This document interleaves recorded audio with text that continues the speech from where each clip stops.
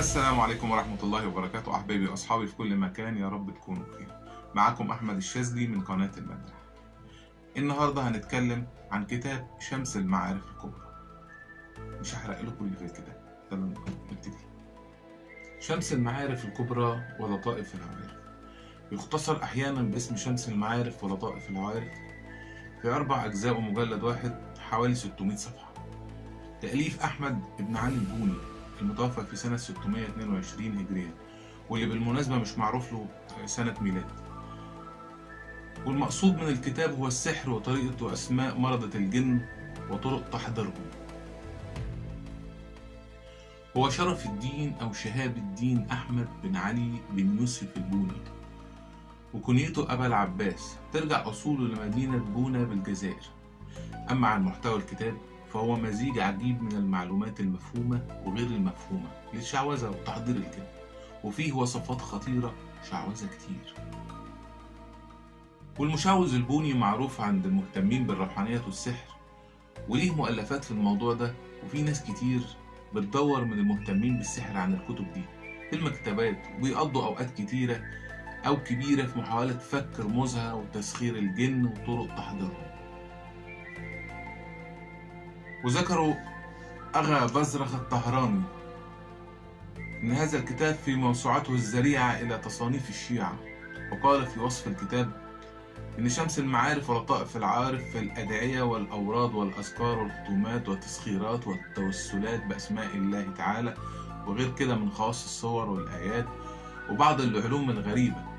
وقال كمان إنه أورد فيه أمور غريبة وعجيبة وأدعية، وكلها من غير سند.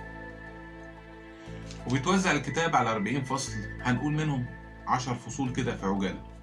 الفصل الأول بيتكلم في الحروف المعجمة وما يترتب فيه من الأسرار. الفصل الثاني في الكسر والبسط وترتيب الأعمال في الأوقات والساعات. الفصل الثالث في أحكام منازل القمر 28 الفلكية. الفصل الرابع في أحكام البروج 12. الفصل السادس وهو بيتكلم في الخلوة وأرباب الاعتكاف الموصلة للعلويات. الفصل السابع في الأسماء اللي كان بيستخدمها سيدنا عيسى عليه السلام لإحياء الموتى. الفصل الثامن في التواقيف الأربعة وما لها من الفصول والدوائر. الفصل التاسع في خواص أوائل القرآن والآيات والبينات. الفصل العاشر في أسرار الفاتحة ودعوات وخواصها المشهورة.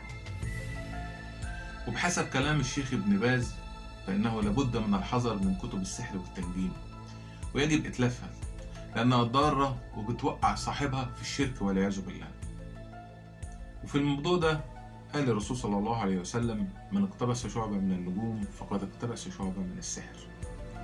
وقال الله عز وجل: بسم الله الرحمن الرحيم: وما يعلمان من أحد حتى يقولا إنما نحن فتنة فلا تكفر. تم طباعة كتاب شمس المعارف الكبرى حديثا، وتم إدخال بعض التحديثات عليه، وحذف بعض المحرفات فيه، ولكن يفضل هو أسوأ كتاب يتم به عمل السحر والشرك والعياذ بالله، لأنه بمجرد نطق بعض الأسماء فيه بيحضر الجن. وعشان كده الكتاب ده ممنوع في الدول الإسلامية، إلا إنه لسه بيطبع لحد دلوقتي. ومكتوب عنوان صريح تحت العنوان الرئيسي للكتاب: كشف الظنون، وهي طريقة تحضير الجن والمرضى منهم.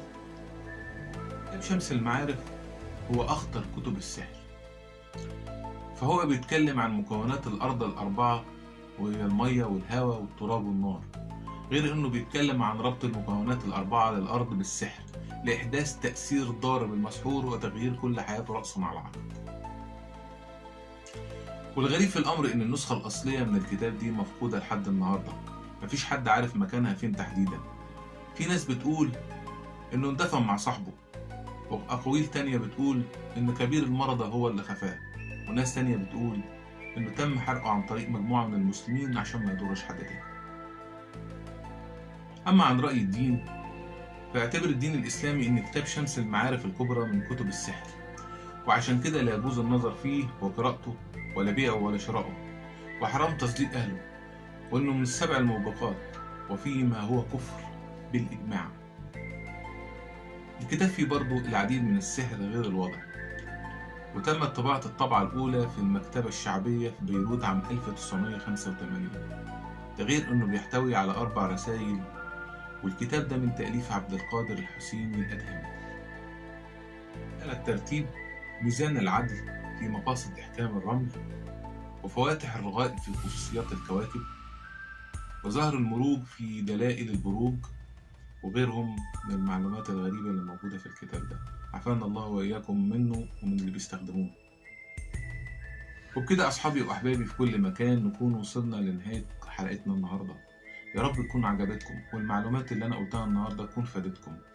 هي مش كل المعلومات، هي بعض المعلومات. طبعا الكتاب ده مليان، وربنا يعافينا منه ومن اللي بيستخدموه يا رب. يا رب أتمنى من كل قلبي إن انتوا تدعموني بلايك وشير، وإن انتوا تشيروا القناة بجد في أوسع نطاق، وتدعموني بجد وتشتركوا في القناة عشان أنا محتاج دعمكم، وأفضل محتاج دعمكم ده لآخر يوم. مش هبطل أقول لكم خلي بالكم من نفسكم. سلام.